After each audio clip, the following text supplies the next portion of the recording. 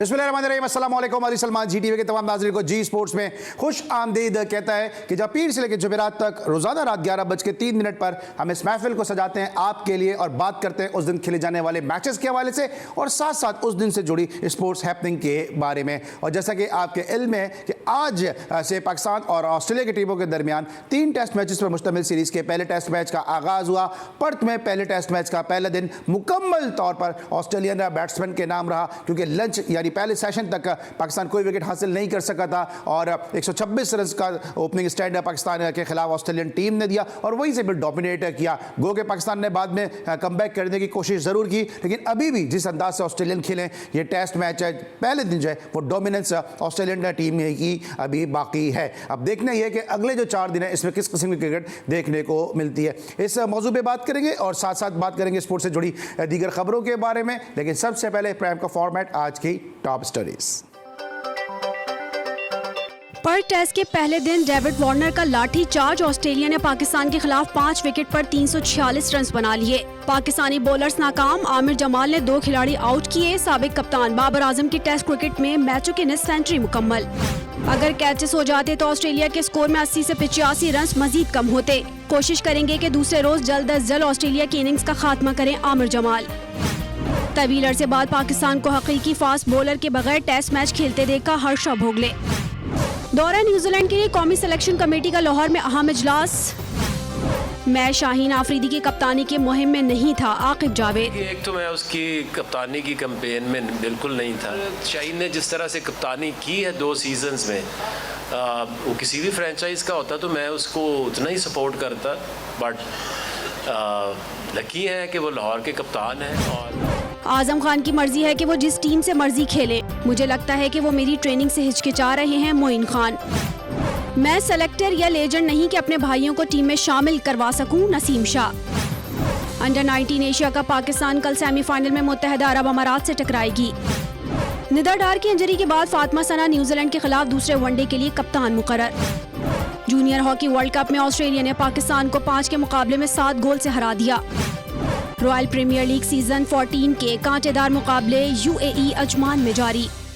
जी नाज़रीन, ये थी आज की टॉप स्टोरीज़ और जिस तरह आपने टॉप स्टोरीज़ में एक मरतबा फिर देखा कि रॉयल प्रीमियर लीग के मुकाबले जो अजमान में जारी है और जी टीवी चूँकि इसका मीडिया पार्टनर है इसलिए इन मुकाबलों की कवरेज जो है वो आप रोज़ाना आप जी टीवी की स्क्रीन पर जी स्पोर्ट्स में हेडलाइंस में देख रहे हैं। लेकिन अब हम बात करेंगे पाकिस्तान के एक ऐसे ज़बरदस्त खिलाड़ी से कि जो पाकिस्तान के लिए कम खेले लेकिन जितना भी खेले बड़ा ज़बरदस्त उन्होंने इम्पैक्ट दिया और जो डोमेस्टिक में जिन बैटर्स ने उनका सामना किया वो ये बात बिला तामुल मानने के लिए तैयार है कि ये अपने वक्त के मुश्किल तरीन फास्ट बॉलर थे। इतना ही बोल्ड, इतना ही बुलंद बोलते भी हैं। पाकिस्तान के इंतहाई तालीम याफ्ता क्रिकेटर्स में से एक अब्दुल रऊफ हमारे साथ बज़रिया वीडियो लिंक मौजूद हैं। शो में खुश आमदीद कहेंगे। अस्सलाम वालेकुम अब्दुल रऊफ, कैसे हैं आप? जी वालेकुम सलाम अली भाई, बिल्कुल ठीक।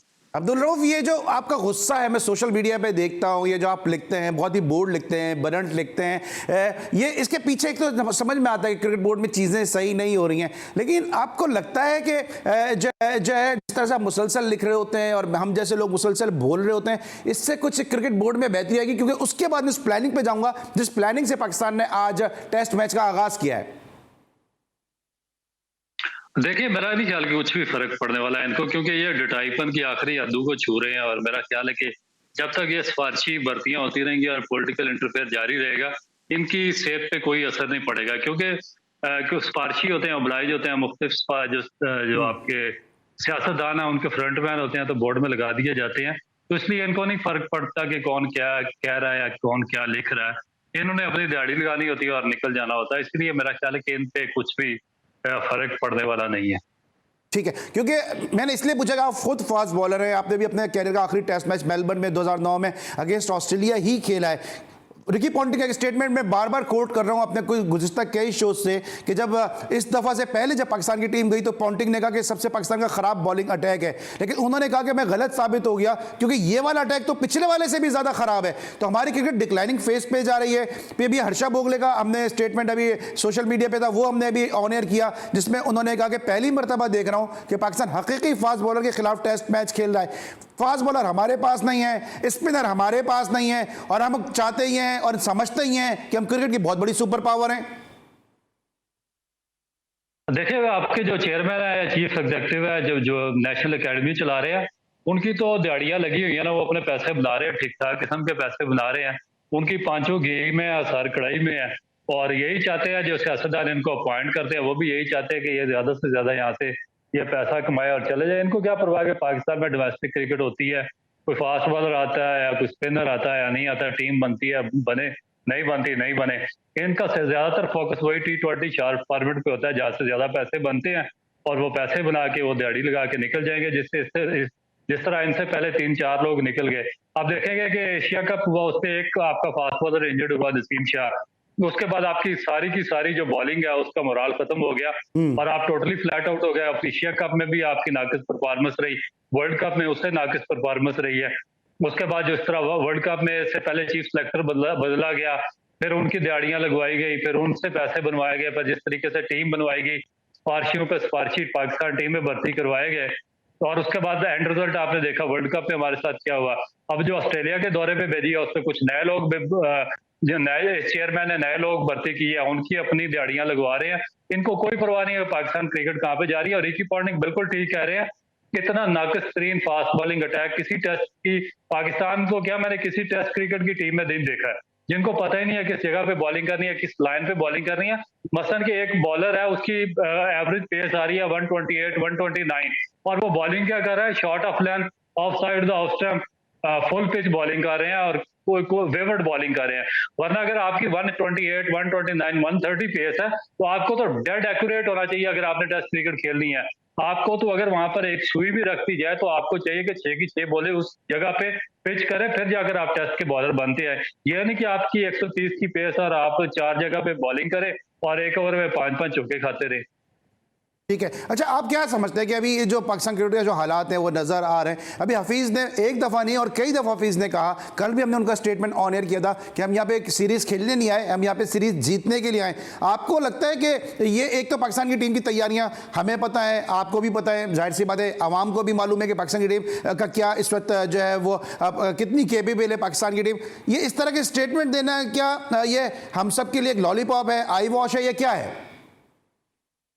देखिए, उनको ओहदा मिल गया और वो डेफिनेट, जिस तरह बाकी पाकिस्तानी अवाम को बेवकूफ बनाते हैं, सियासतदान बनाते हैं, और ये जो जिसको बड़े डिपार्टमेंट में लाया जाता है वो भी बेवकूफ बनाता पूरी कौम को, उसी तरीके से जब ऐसे लोगों को ओहदे मिलते हैं तो वो भी अपनी स्टेटमेंट से एक पाकिस्तानी कौम को ही बेवकूफ बना रहे हैं। क्योंकि अगर आप देखें ना, कि आप ऑनेस्टली देखें, रियलिस्टिकली आप देखें कि आपका अबरार जो आप जिसको आप वर्ल्ड कप के लिए लेकर गए, आप देखें कोई एक सेंस होती है ना, कोई किसी सेंस पे कोई सिस्टम चलता है, कोई भी इदारा किसी विजन पे चलता है, उस विजन से कुछ सेंस निकलती है, कोई एजुकेशन बनती है।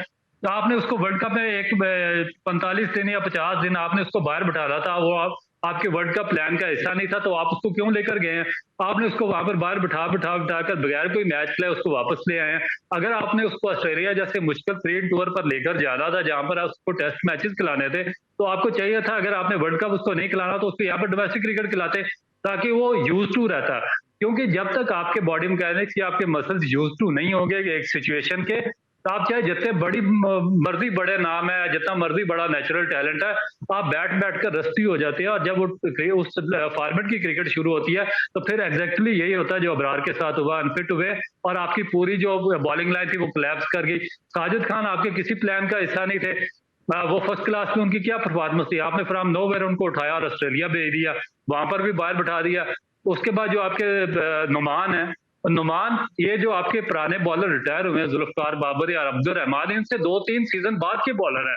तो इसका मतलब है पिछले 18 साल में आपने कौन सा बॉलर डेवलप किया है? ये जो मजहब का लिबादा ओढ़े हुए यहाँ पर बैठे हुए हैं और बड़े बड़े लेक्चर दिन पर देते हुए हैं, ये 10 साल से पाकिस्तान की नेशनल क्रिकेट एकेडमी में स्पिन बॉलिंग के कोच रहे हैं, और स्वाय अपने जो इनके रिश्तेदार थे उनको प्रोटेक्ट करने के, उनको इस्तेमाल करने के और उनका पैसा बनवाने के, इन्होंने पाकिस्तान की कौम को क्या दिया?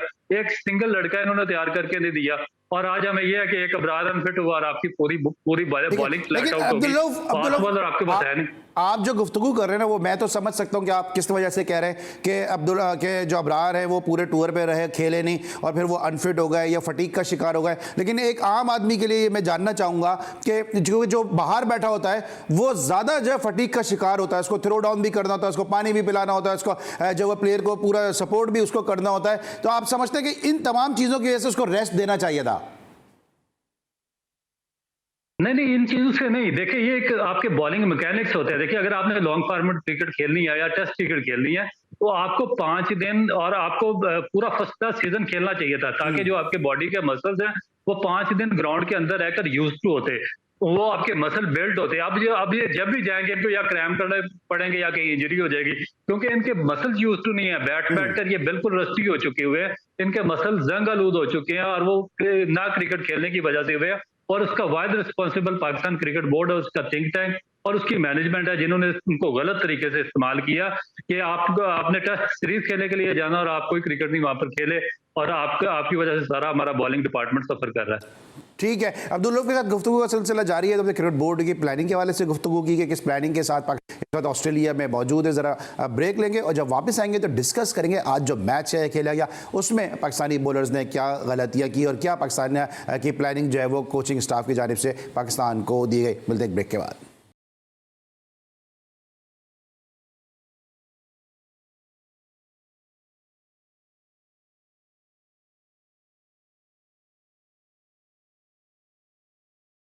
Welcome back after the break. और ब्रेक पर जाने से पहले टेस्ट क्रिकेटर अब्दुल रऊफ से अब बात करते हैं पाकिस्तान क्रिकेट बोर्ड किस समत में सफर कर रहा है, डायरेक्शन क्या है पाकिस्तान क्रिकेट बोर्ड की।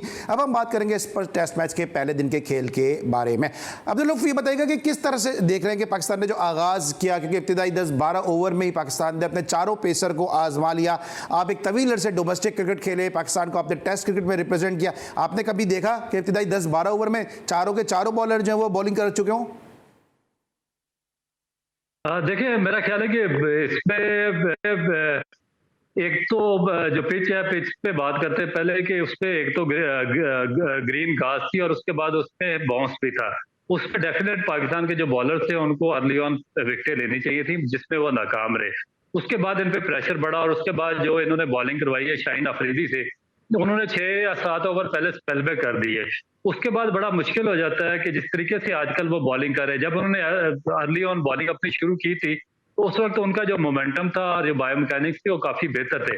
मगर इंजरी के बाद जो वापस आया तो एज ए बॉलिंग एक्सपर्ट मेरे लिए उनका जो टोटल एक्शन था, क्योंकि ये जो हमारे बॉलिंग कोचेज या ये एक्सपर्ट है इनको इतना जरा पता नहीं है, मुझे पता है क्योंकि मैंने इस पे काम किया और मेरी एक्सपर्टीज है कि एक छोटा सा एक स्लाइड अगर वो अपना एक्शन में चेंजिंग लाते हैं तो वो हमारी आंखों से नहीं छुप सकती। तो उन्होंने स्लाइड चेंज नहीं, उनके एक्शन में बहुत बड़ी चेंज आई हुई है, जिसको अभी तक पाकिस्तान की जो बॉलिंग ये जो लोग हैं वो समझने में नाकाम है। तो वो जब तक उसको मिनिमाइज करके दोबारा वो पहली वाली चीज नहीं लाएंगे, वो बड़ा मुश्किल है कि वो टेस्ट क्रिकेट दोबारा खेल सके या सक्सेसफुल हो सके। तो पाकिस्तान की पूरी बॉलिंग उन पर डिपेंड कर रही थी। बाकी तीनों के तीनों इनएक्सपीरियंस थे और उनसे एक्सपेक्टेशन भी नहीं थी कि वो इतनी ज्यादा विकेट लेंगे। और जो बाकी बॉलर थे वो भी काफी ज्यादा अवे जाके बॉलिंग कर रहे थे स्टंप से। इसी वजह से उनको ये जो पिच थी ये सूटेबल थी फास्ट बॉलर और सीमर्स के लिए, मगर उनको विकेट नहीं मिली। उसके बाद जो पॉजिटिव था ऑस्ट्रेलिया की तरफ से डेविड वादर खाजा उसने किया, उस्मान ख्वाजा ने, उन्होंने बड़ा जबरदस्त किस्म का अटैक किया पाकिस्तान के बॉलर्स को और शुरू में ही इन पे एक अपना एक उन्होंने जो जाराना अग्रेसिव अप्रोच दी, उसके जरिए पाकिस्तान के बॉलिंग अटैक पे दबाव डाल दिया और पाकिस्तान थ्रू आउट पूरे मैच में उसके नीचे रहा। क्योंकि इस पिच पर अगर आप अर्ली ऑन विकेट ले लेते और थोड़ा सा आप अग्रेशन के साथ चले जाते तो आप ऑस्ट्रेलिया को 250 या 60-70 रन पर मिनिमाइज कर सकते थे। मगर अब वो सारे का सारा पाकिस्तान ने चांस जाया कर दिया और with the passage of the time अब क्या होगा कि ये विकेट थोड़ी सी हार्ड होती जाएगी, ग्रास खुश्क होती जाएगी, बॉल ज्यादा स्किट होगा, बाउंस ज्यादा होगा, बहुत ज्यादा कैरी करेगी और उसमें जब पाकिस्तान के बैट्समैन खेलने के लिए आएंगे तो उनको बहुत ज्यादा प्रॉब्लम्स होंगे यहाँ पे। ठीक है, और चूंकि इब्तिदाई जिस तरह मैं बात कर रहा हूँ, इब्तिदाई 10-12 ओवर में पाकिस्तान के चारों बॉलर ने बॉलिंग कर ली, फास्ट बॉलर्स ने बॉलिंग कर ली और फिर इब्तिदाई ओवर से ही जो राउंड द विकेट गेंद करने का फैसला है, इसको आप किस तरह देख रहे हैं? क्योंकि ये भी मैंने बहुत कम ही देखा है, बल्कि शायद देखा ही नहीं है कि आप इब्तिदाई ओवर से ही राउंड द विकेट गेंद करने के लिए आ जाएं। देखिए जब आपकी लाइन ना बन रही है ओवर द विकेट तो उसके बाद फिर जब आप राउंड द विकेट जाते हैं तो राउंड द विकेट भी मेरा ख्याल है कि वो इसीलिए इतना ज्यादा सक्सेसफुल नहीं हुए, खासकर खुरम शहजाद, क्योंकि जब वो ओवर द विकेट बॉलिंग करते हैं तो वो अवे फ्रॉम द स्टंप्स चले जाते हैं और फिर उसके बाद जब वो राउंड द विकेट चले जाते हैं तो उसमें भी वो उनको चाहिए कि वो स्टंप्स के क्लोज आए, मगर वहां पर भी वो स्टंप्स से अवे ही रहते हैं, जिसकी वजह से जो आगे बैट्समैन तक उनकी अप्रोच है उस पर डिस्टेंस जो पिच का वो बढ़ जाता है। इस वजह से उनको इतनी ज्यादा सक्सेस मिलती नहीं जिस तरीके से मिलनी चाहिए थी और यही एग्जैक्टली प्रॉब्लम उसके साथ आ रहा है शाहीन अफरीदी के साथ, वो भी थोड़ा सा स्टंप से अवे जा रहे हैं। इसी वजह से जब वो उसका लेफ्ट हैंड बैट्समैन है, उसको जब वो इन स्विंग करते हैं तो वो थोड़ा सा उनके लिए उसको खेलना इजी हो जाता है। अगर वो close of the stumps bowling करें तो बैट्समैन के लिए बहुत ज्यादा हर्डल क्रिएट कर सकते हैं। तो ये मेरा ख्याल है कि पार्ट्स है जिनकी वजह से पाकिस्तान के जो बॉलर अभी तक सक्सेसफुल नहीं रहे। ठीक है, लेकिन आपको क्या लगता है कि फिर उमर गुल की चीजों को नहीं पकड़ पा रहे हैं, या उमर गुल बता नहीं रहे, या प्लेयर्स का एग्जीक्यूट नहीं कर पा रहे? नहीं, ये बेसिकली ये शुरू से होना चाहिए था जब ये एकेडमी में थे। और क्योंकि उमर गुल वगैरह ये लोग, इनकी एजुकेशन नहीं है, ना इनके पास एक्सपीरियंस है, ना कोई इनके पास डिग्री है, ना इनके पास कोई बायो मैकेनिक्स का नॉलेज है, ना इनके पास कोई साइंस का दूसरा नॉलेज है, या कोई और इनको पता है कि किस तरीके से जो ह्यूमन एनाटॉमी है उसको हैंडल करना पड़ता है, यूज करना पड़ता है, और बायो मैकेनिक्स तरीके से बिल्ड करने पड़ते हैं। क्योंकि इनकी ज्यादातर एजुकेशन आप जितने भी पाकिस्तान के बॉलिंग कोचेस वगैरह डालें, वो मैटर के अराउंड घूमती रहती है, तो बड़ा मुश्किल होता है। ये सिर्फ ये बता सकते हैं बॉल इस तरह पकड़ लो, बॉल ये पकड़ लो, बॉल वो पकड़ ले, वही जो पुराना वे ऑफ कोचिंग है। तो मेरा ख्याल है कि अब वो टाइम गुजर चुका है। अब आपको जिस तरह ऑस्ट्रेलिया ना, वो आपको देखा होगा कि जो भी उनका बॉलर आता है साउथ अफ्रीकन, जब वो, या इंग्लैंड इवन इंग्लिश टीम का, जब वो अंडर 19 लेवल पर होते हैं तो उनका जो इसमें बॉलिंग रिएक्शन है उसमें पार्ट्स होते हैं। मगर उसके बाद एक साल के अंदर अंदर जब उन पर वर्क किया जाता है और उसके बाद वो उनकी नेशनल टीम में आते हैं, तो उनका जो बॉडी बैलेंस है, बिल्कुल उनका जो सेंटर ऑफ द मैस है उसके नजदीक उसके सारे लीवर्स आ जाते हैं, और बिल्कुल वो जो विकेटें हैं उनके करीब चले जाते हैं। तो उनका एक बिल्कुल एग्जैक्ट एक बैलेंस बन जाता है, जिसकी वजह से वो सक्सेसफुल रहते हैं तीनों फॉर्मेट में, और इंजरी का जो उनका खर्चा होता है वो मिनिमाइज कर दिया जाता है। तो हमारे आप देखें कि ये जो अभी लड़का आया जिशान, एक साल पहले इसका एक्शन बिल्कुल ठीक था, और एक साल इसने पाकिस्तान अकेडमी में बॉलिंग कोचेस के साथ काम किया और उसका बेड़ा गर्क कर दिया, और जब भी वो 2-4 फर्स्ट क्लास मैच खेलेगा तो वो इंजर्ड हो जाएगा। तो ये हमारा मेरा ख्याल है कि पार्ट कोचिंग में है। ठीक है, अच्छा उमर अपना अब्दुल रऊफ, मुझे ब्रेक पे भी जाना है, लेकिन दो सवाल हैं जो मैं चाहता हूँ इस टेस्ट मैच को फिर यहीं पे वाइंड अप करें, फिर उसके बाद पाकिस्तान जरा डोमेस्टिक क्रिकेट के हवाले से बात करेंगे। ये जो बैटिंग की आज वार्नर ने जो बैटिंग की, उस्मान ख्वाजा ने जो आज बैटिंग की, टोटली पाकिस्तान को आउट क्लास किया। और एज ए बॉलर आपको लगता है कि वो आउट खुद से हुए, पाकिस्तान के बॉलर ने विकेटें हासिल की नहीं है, कोई एक्स्ट्रा ऑर्डिनरी बॉलिंग हुई नहीं है, कैचेस भी छूटे हैं, स्टंप भी छूटा है? देखिए, बिल्कुल जिस तरह वो आउट हुए हैं डेविड वार्नर, और उसके बाद बाकी जो उनके बैट्समैन हैं, वो ट्रेविस हेड देख लें, वो short of length off stump या बिल्कुल दूसरी बॉलिंग थी जिनको वो हुक करते हुए या पुल करते हुए वो आउट हुए हैं। उसमें मेरा नहीं ख्याल कि बॉलिंग का इतना ज्यादा कमाल था। हाँ, एक विकेट जो खुर्रम शहजाद को मिली है स्टीव स्मिथ की, वो अच्छा बॉल था, और उसके बाद जो शाहीन अफरीदी ने आउट किया उस्मान ख्वाजा को, वो एक अच्छा बॉल था जिसको आप कह सकते हैं कि उन्होंने विकेटें ली हैं प्रॉपरली। अदरवाइज तो जो बाकी बैट्समैन थे वो अपने फाल्ट से आउट हुए। और जिस तरह आपने वार्नर की बात किया, मेरा ख्याल है कि आउटस्टैंडिंग इनिंग खेली है उन्होंने ऑस्ट्रेलिया के लिए, और जब से वो ऑस्ट्रेलिया की टीम में आए उन्होंने एक अपनी एग्रेसिव अप्रोच से पूरी दुनिया के क्रिकेट को अपना गर्विदा किया हुआ, और आज भी वो उसी अप्रोच के साथ खेले जिस अप्रोच के साथ वो पहले टेस्ट मैच में ग्राउंड में उतरे थे। और मेरा ख्याल है कि सारा क्रेडिट उनको जाता है जिस तरीके से उन्होंने हार्ड वर्क किया और जिस तरीके से उन्होंने अपने आप को एस्टैब्लिश किया। अब मुझे एक लफ्ज में बता दें कि भाई टेस्ट मैच का क्या हुआ, टेस्ट मैच बच गया या टेस्ट मैच बढ़ गया? मेरा नहीं ख्याल कि पाकिस्तान की फेवर में, क्योंकि जब पाकिस्तान बैटिंग करने आएगा तो बहुत ज्यादा मुश्किल होगा पाकिस्तान के लिए इस पिच पर खेलना। ठीक है जनाब, इसमें लेंगे ब्रेक, और जब ब्रेक के बाद वापस आएंगे तो जरा बात करेंगे पाकिस्तान सुपर लीग के ड्राफ्ट के हवाले से, और सब बात करेंगे डोमेस्टिक क्रिकेट के बारे में अब्दुल रऊफ से। मिलते ब्रेक के बाद।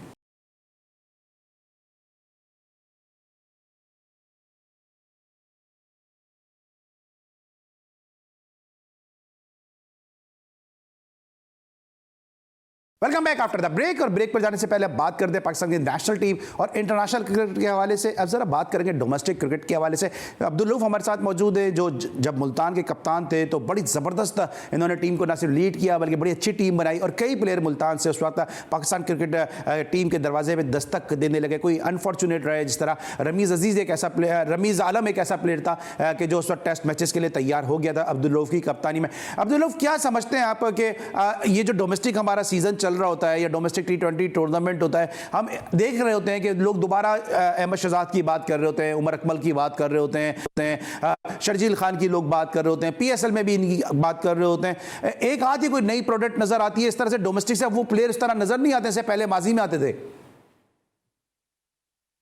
देखिए मेरा ख्याल है कि ये भी पेड कैंपेन ही चलती है, और वरना कैसे हो सकता है कि एक प्लेयर जो है वो डिस्कार्डेड हो पाकिस्तान टीम से, वो काफी अरसे से बाहर है और बिल्कुल लो जो कैटेगरी की टीम्स है, इस तरह कोयटा हो गई या लाड़काना हो गई, इस तरह की टीमों के खिलाफ परफॉर्मेंस दे दें 2-3 मैचेस में, और उसके बाद फिर उनके बारे में एक पूरे पाकिस्तान में शोर मचा दिया जाए कि इनको पाकिस्तान टीम में शामिल किया जाए। तो जिस तरीके से पूरा सिस्टम चल रहा है, देखें कि जब सिफारिश ऊपर पे होगी तो फिर हर एक का राइट है, हर बंदा चाहेगा कि अगर चेयरमैन सिफारिश से आता तो हम भी सिफारिश से पाकिस्तान टीम में आ जाए, तो फलाना आ रहा है। जिस तरह आप देखेंगे जो स्पिन बॉलिंग डिपार्टमेंट था वर्ल्ड कप में, सबका सब सिफारिशी था वो, और उसमें कोई एक बंदा भी इस काबिल नहीं था कि वो पाकिस्तान को कोई एक मैच भी जितवा सकता। तो उनको प्रोटेक्ट किया गया, सालों साल उनको प्रोटेक्ट किया गया, उनके रिश्तेदार वहाँ पे अकेडमी में लगे रहे, उन्होंने प्रोटेक्ट किया, जो बाकी टैलेंट था उसको जाया किया। यही हाल पूरा डोमेस्टिक का। आप देखेंगे क्या मुल्तान में जब आपने बात की है, जब मैं था उसके हमारे 10 के 10-11 प्लेयर पाकिस्तान टीम की लाइन में लगे हुए थे, कोई पाकिस्तान है, कोई पाकिस्तान अंडर-19, कोई पाकिस्तान। मुझे याद है रमीज की मैंने बात की, नवीद यासीन एक ऐसा प्लेयर था कि जो उसमें लग आ गया था, फिर जुल्फिकार बाबर आपकी कप्तानी में ग्रूम हुआ, तो आपका और जो सईद अनवर जूनियर का जो कॉम्बिनेशन था वो बड़ा जबरदस्त था मुल्तान के लिए। देखिए इरफान था, राहत अली को लाया था, उसके बाद आपका रिजवान हैदर था, और भी काफी प्लेयर थे, ये जैन अब्बास था, काफी प्लेयर थे जो पाकिस्तान की टीम के बिल्कुल दरवाजे से दस्तक दे रहे थे। मगर उसके बाद क्या हुआ कि जैसे ही वो साइडलाइन हुआ, तो उसके बाद जब ये जो एक बनी है प्रोविंशियल टीम, उसके बाद सही तबाही होना शुरू हुई है कि उन्होंने ओबलाइज करने शुरू कर दिए कि पूरे के पाकिस्तान में से जो भी डिस्कार्डेड प्लेयर थे, ठीक है, बात थे उन सबको मुल्तान की टीम में टॉस दिया गया, और जो वहां पर लोकल लड़के थे वो सारे का सारा टैलेंट दब गया, और अभी भी इसी तरीके से पूरा सिस्टम इन्होंने खराब किया। ठीक है, ठीक है। अब्दुल रऊफ क्या समझते हैं आप कि अभी अहमद शहजाद की अगर आप बात करते हैं, उमर अकमल की बात करते हैं, लोग ये बात कर रहे थे कि जी इनको पाकिस्तान की टीम में होना चाहिए, डोमेस्टिक में अभी भी मिडिल ऑर्डर में उमर अकमल से अच्छा प्लेयर नहीं है, और तो खुद कामरान अकमल भी आपको पता है आप तो कंसल्टेंट हो गए हैं जनाब, लेकिन उसके बावजूद भी हम देख रहे हैं कि पाकिस्तान टीम तो पाकिस्तान टीम, PSL में शर्जील खान जैसा प्लेयर नहीं है, उमर अकमल जैसा प्लेयर नहीं है, बल्कि साथ साथ जो है वो अहमद शहजाद भी वहाँ नज़र नहीं आ रहे हैं, और हैदर अली जिनको इतने चांसेस मिले, हैदर अली भी अब PSL में जगह बनाते हुए नजर नहीं आ रहे हैं। तो बहुत सारे ऐसे प्लेयर जिनको पिक ही नहीं किया गया। देखिए इनको काफी ज्यादा चांसेस वगैरह दिए गए, और फ्रॉम नोवेयर इनको लाकर मुख्तलिफ फ्रेंचाइज में पिछली दफा भी खिलाया गया, मगर उसके बाद भी इनकी परफॉर्मेंस कोई इतनी ज्यादा आउट क्लास नहीं थी।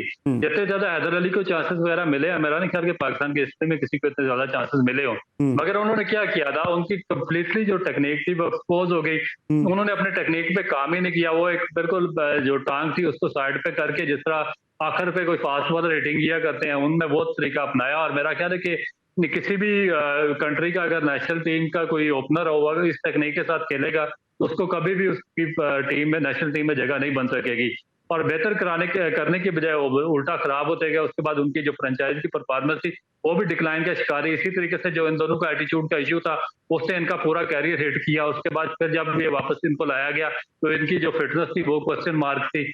फिर जब उनको दोबारा चांसेस दिया गया तो मुख्तलिफ फ्रेंचाइज से, तो वो अपनी एबिलिटी के मुताबिक वो परफॉर्म नहीं कर सके। तो ये जो काफी ज्यादा कंट्रोवर्सी थी, इनकी वजह से इन्होंने खुद ही अपना कैरियर खराब किया, और मेरा ख्याल है कि इनको ब्लेम इन पे खुद आता है, किसी की फिटनेस पे आता है, किसी के एटीट्यूड पे आता है, किसी की टेक्निक पे आता है, किसी की फील्डिंग पे आता है। बजाय अपने आप को सही करने के इन्होंने अब मलबा डालना शुरू कर दिया कि हमें सिलेक्ट नहीं किया जाता।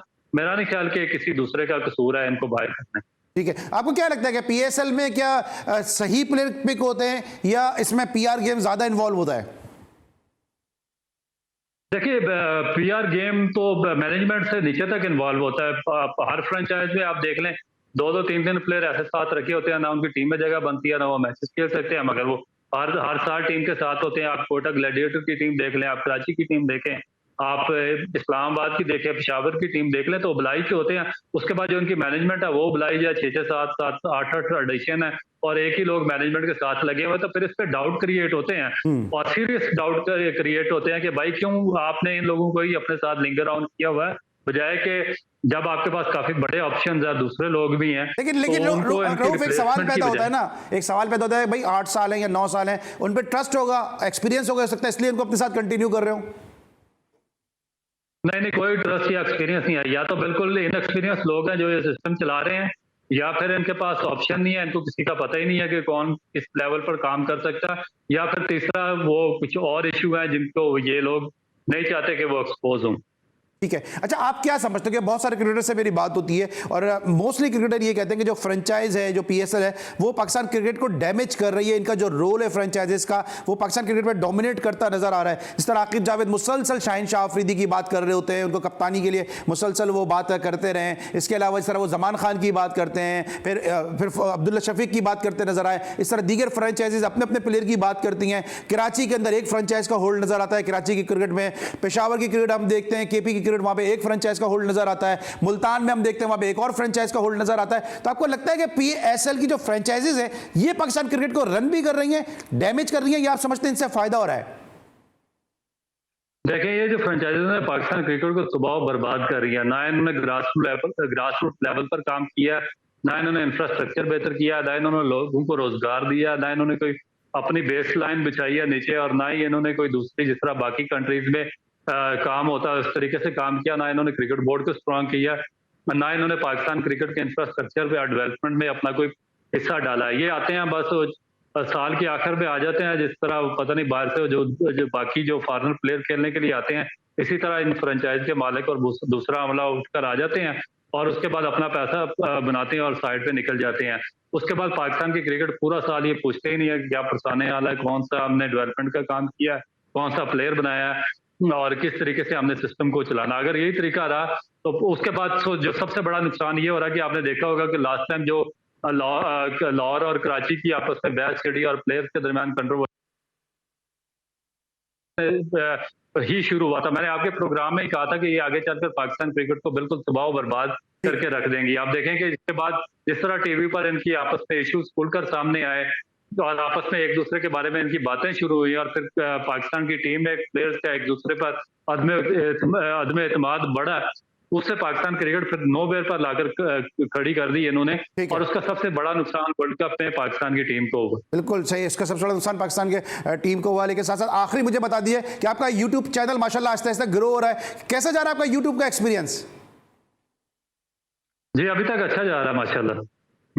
और अब मैं नाज़रीन से भी कहेंगे जनाब अब्दुल रऊफ को आप मुख्तलिफ शोज़ में भी सुनते हैं, जी स्पोर्ट्स में तो आप रेगुलर अब्दुल रऊफ को सुनते हैं गाए बगाए। तो अब्दुल रऊफ को अगर आप रेगुलर सुनना चाहते हैं तो आप इनका यूट्यूब चैनल को लाइक कीजिए, सब्सक्राइब कीजिए, शेयर कीजिए, क्योंकि इस किस्म के जो सच्चे क्रिकेटर हैं, जो बोल्ड बोलते हैं, ब्लंट बोलते हैं और दिल से बोलते हैं, अगर इनकी आधी बातों पर भी अमल कर लिया जाए क्रिकेट में जो है वो सुधार पैदा हो जाए। इस हफ्ते का हमारा यह आखिरी शो था। हमें उम्मीद है कि इस हफ्ते के हमारे शोज़ आपको पसंद आए होंगे और हमने कोशिश की है कि यहाँ पे हम अंडर 19 क्रिकेट के हवाले से भी बात करें, पाकिस्तान हॉकी के हवाले से भी बात करें, पाकिस्तान इंटरनेशनल क्रिकेट के हवाले से भी बात करना, साथ साथ पाकिस्तान की डोमेस्टिक क्रिकेट को भी जो है वो जरूर अपने शो में मौजूद सो खुद बनाएं। इस हफ्ते के लिए और आज के लिए बस इतना ही। इंशाल्लाह नेक्स्ट वीक फिर मुलाकात होगी। अली सलमान को पूरी प्रोडक्शन टीम के साथ इजाजत दीजिए। अपना बहुत ख्याल रखिए। अल्लाह हाफिज़।